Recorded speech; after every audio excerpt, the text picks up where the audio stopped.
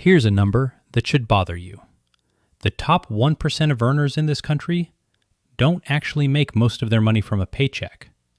They make it from ownership, stocks they hold, businesses they've built equity in, assets that generate income while they sleep. Meanwhile, the average household lives paycheck to paycheck, not because they don't earn enough, but because every dollar that comes in has already been spent before it arrives. Rent, subscriptions, a little bit of, I deserve this, gone. The gap between those two groups isn't luck and it isn't income. It's a structural difference in what happens to money the moment it lands in an account. One group owns something, the other group is owned by their spending. What I'm about to show you is a framework that closes that gap. It doesn't matter if you make $40,000 a year or $400,000. The math scales. What matters is whether you follow the structure. It's called the 45-25-20-10 rule, and it splits every dollar of income into 4 buckets, each with one job. 45% foundation, keeps you standing. 25% growth, works for you. 20% freedom fund, keeps your options open. 10% air, keeps you sane. 4 numbers, 4 jobs. No ambiguity about where a dollar is supposed to go. Let's go bucket by bucket. Bucket 1, foundation. This is the money that keeps the lights on. Rent or mortgage, utilities, groceries, insurance, minimum debt payments, transportation. It's not exciting.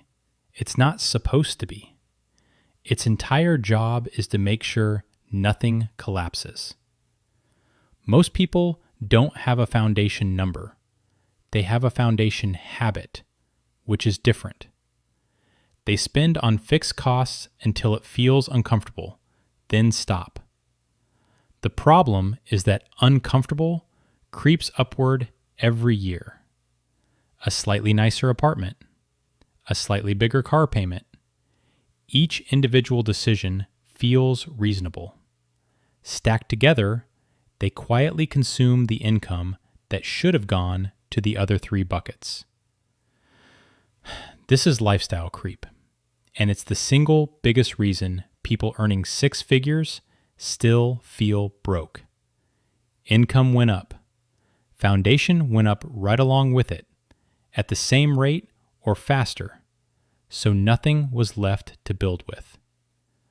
Capping foundation at 45% forces a different question. Not, can I afford this rent, but does this rent still leave 55% of my income for the rest of my life? Take 2 people, same income, $70,000 a year, roughly $4,600 a month after tax. Person A, let's call her Dana, signs a lease at $1,800 a month because it's only 39% of take-home pay and the apartment has good light. Add utilities, a car payment, and groceries, and foundation quietly climbs to 58% of her income. She's not overspending on any one thing. She's just left with $1,930 a month to cover everything else: investing, savings, and living.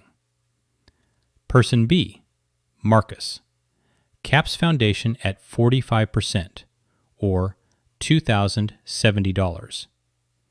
He rents a smaller 1-bedroom for $1,400, keeps a paid-off used car, and cooks more than he orders in. Same income as Dana, but Marcus now has $2,530 a month for the other 3 buckets, over $600 more than Dana, every single month, forever, just from where he drew one line. Run that $600 difference through 25 years of investing at an 8% average return, and it's the difference between retiring with roughly $190,000 more than someone earning the exact same salary. Same income, different outcome. The variable wasn't willpower. It was the cap. Add up every fixed recurring cost you have this month. Housing, utilities, insurance, minimum debt payments, transportation, groceries. Divide by take-home pay. If you're above 45%, don't panic cut everything at once. Target the single largest line item first, usually housing, since a 10% cut there beats a 50% cut to your coffee budget. Reshop your recurring bills once a year. Insurance, phone plan, internet. These renew on autopilot and creep upward unless someone actively renegotiates them. If you're locked into a lease or loan above 45% right now, don't force a bad decision. Freeze the number. Commit that your next housing or car decision gets made against the cap, not against what felt normal last time. Before signing any new fixed recurring cost, a lease, a car payment, a subscription with a long contract, ask, does this push my foundation bucket above 45% of my income? If yes, it's not that you can't afford it today. It's that you're borrowing against buckets 2, 3, and 4 to pay for it. Bucket 2, growth.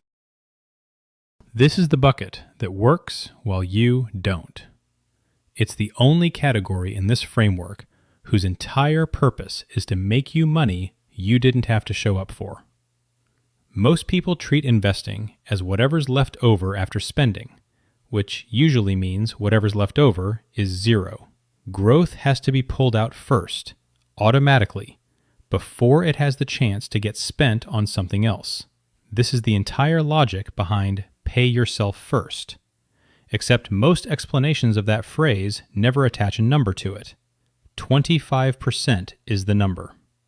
The mechanism that makes this bucket powerful isn't the return rate. It's time in the market, compounding on a consistent contribution. $1 invested today isn't just worth its future price appreciation. It's worth every dollar of growth on growth it generates for every year it stays invested. Two coworkers, Priya and Tom, both start at $60,000. Both get modest raises over time. Priya starts investing 25% of income the day she gets hired, at 24. Tom means to start once things settle down, and finally begins at 34. Same 25%, same investment returns, just 10 years later. Assuming an average 8% annual return, Priya's decade head start means that by age 65, she has roughly twice what Tom has, even though Tom eventually contributed for just as many years at the same rate once he started. The 10 years Priya invested before Tom even began are worth more than every year Tom invests afterward combined, because compounding rewards the earliest dollars the most. The lesson isn't invest more. It's the calendar is doing more of the work than your contribution amount is. If your employer offers a 401k match, contribute enough to get the full match before anything else. That's an immediate, guaranteed return no other account can match. Open a Roth IRA if you qualify by income and automate a monthly transfer into it rather than deciding each month whether to contribute. Split the 25% across tax-advantaged accounts first: 401k, Roth IRA, HSA if you have a high deductible health plan, then a taxable brokerage account once those are maxed or unavailable. Default to low-cost, broad market index funds unless you have a specific, researched reason to pick individual stocks. The goal of this bucket is consistency, not stock picking skill. Before you increase discretionary spending after a raise, ask, did my growth bucket's dollar amount go up by the same percentage as my income did? If your raise went entirely into foundation and air, and growth stayed flat in dollar terms, the raise didn't actually change your trajectory. It just changed your lifestyle. Bucket 3, Freedom Fund. This is the bucket that gives you leverage, not investment growth, optionality. It's what lets you say no to a bad job, survive a layoff, or take a risk without it being a crisis. People conflate savings with investing, and it causes real damage. Money that might be needed within the next 1 to 3 years shouldn't be in the stock market, where a downturn could force you to sell at a loss right when you need the cash. It also shouldn't sit permanently in checking, where it earns nothing and quietly loses value to inflation. The Freedom Fund bucket solves this by giving short to medium term money its own dedicated lane. An emergency fund, a house down payment, a career transition cushion. Its job isn't to grow aggressively. It's to be there when you need it, without penalty and without market risk. Consider 2 people who both lose their jobs unexpectedly, Elena and Sam. Elena has been treating savings and investments as the same bucket. Her spare cash has all gone into her brokerage account. When she's laid off during a market downturn, her portfolio is down 18%. She has to sell investments at a loss just to cover rent for the next few months, locking in losses at the worst possible time. Sam kept a separate freedom fund equal to roughly 4 months of foundation expenses, sitting in a high-yield savings account. When Sam is laid off, the fund covers 3.5 months of expenses without touching a single investment. Sam's portfolio keeps compounding, untouched, through the downturn, and actually recovers and grows while Sam is between jobs. Same emergency, very different amount of damage, because one person had a bucket built specifically to absorb it. Calculate 3 to 6 months of your foundation bucket expenses. Not your full income, just the bare minimum keep the lights on number. Keep this fund in a high-yield savings account, separate from your everyday checking account, so it's accessible but not one tap away from impulse spending. Once your emergency fund is fully built, redirect this bucket toward the next 1 to 3 year goal. A house down payment, a car replacement fund, a business launch fund, kept in the same kind of low-risk liquid account. Treat this bucket as rebuildable. If you have to dip into it, that's the fund doing its job. The next few months' contributions simply go toward refilling it before anything else in this bucket resumes its next goal. When cash builds up beyond your target emergency fund, ask, is this money needed within the next 3 years? If yes, it belongs in this bucket, in something liquid and low risk. If no, it should graduate into the growth bucket, where time can actually work on it. Bucket 4, Air. This is the bucket that keeps you sane. No guilt, no tracking receipts, no second guessing. It exists specifically so the other 90% of the system doesn't collapse under its own restriction. Every rigid budgeting system eventually fails for the same reason. It treats all spending as either necessary or a failure, with nothing in between. That framing doesn't survive contact with real life. Eventually, the restriction snaps, and it usually snaps in the least controlled way possible, wiping out months of progress in one impulsive weekend. Building in a guilt-free 10% isn't a leak in the system. It's the pressure release valve that keeps the other 3 buckets sustainable for years instead of weeks. 2 friends, Jordan and Kayla, both start similar savings plans. Jordan tries to save and invest as aggressively as possible, treating every non-essential purchase as a moral failure. It works for about 2 months. Then a stressful week leads to a spontaneous $900 purchase Jordan can't fully explain, followed by a few weeks of not tracking anything at all out of guilt. Kayla builds in a 10% air bucket from day one. She spends it on dinners out, clothes, hobbies, no questions asked, because it was already accounted for. A year later, Kayla has been consistent every single month. Jordan has had 2 reset months that undid most of the progress from the months before. The person with more built-in spending flexibility ends the year further ahead because the system survived contact with real life.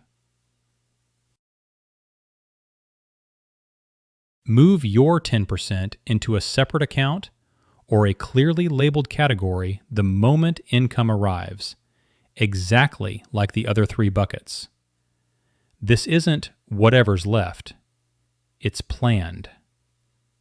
Spend it on whatever you want without logging or justifying it. That's the entire point of this bucket.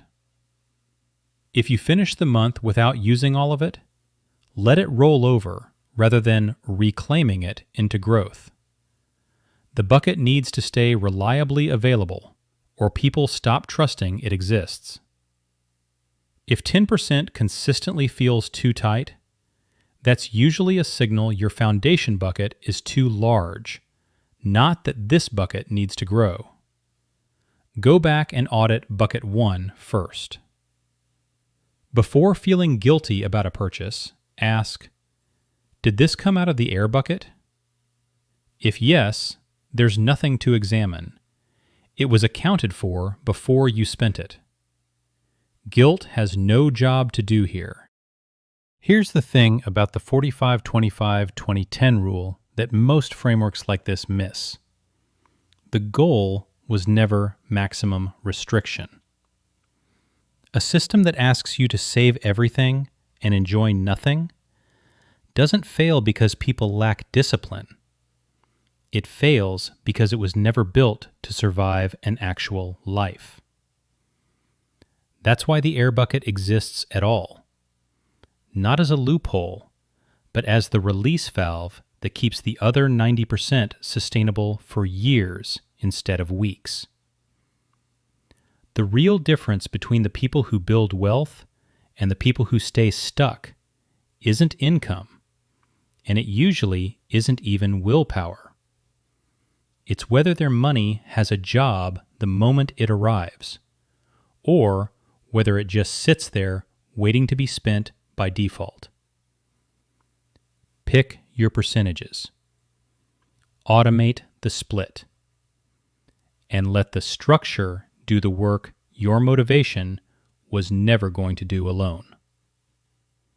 If you found this helpful, consider subscribing. This channel is all about making money and financial systems easier to understand, one step at a time.